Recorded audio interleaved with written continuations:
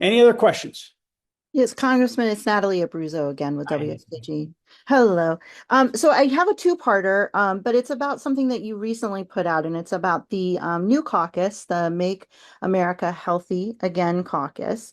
So I was wondering if you could talk about the work that it will provide that it will do to provide better rural health care and high quality food, and what exactly does that mean? Does that mean continued funding of the SNAP program and programs like the SNAP program or other opportunities and what they are? And then the second part of it really is, how will you bring this back to the Southern tier and what is that timeline going to look like?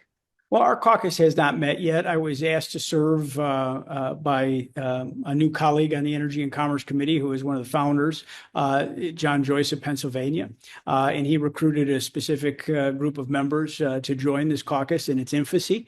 But this is going to work to collaborate with RFK Jr., who we expect to be the Secretary of Health and Human Services.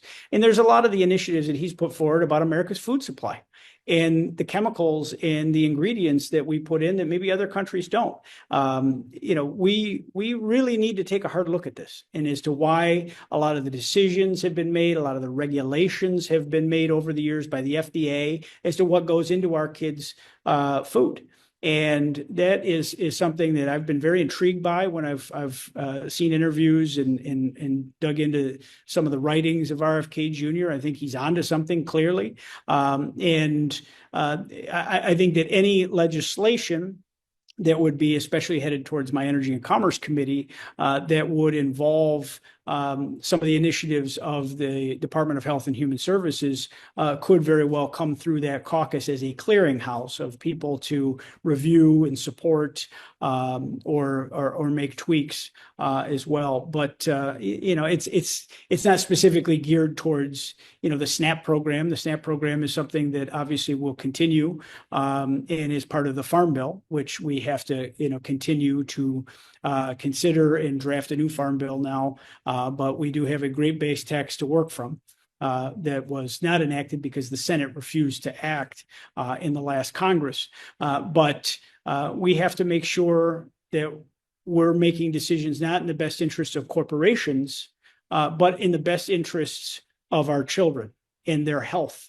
And tackling America's obesity problems, and some of these ingredients I think have to be heavily scrutinized.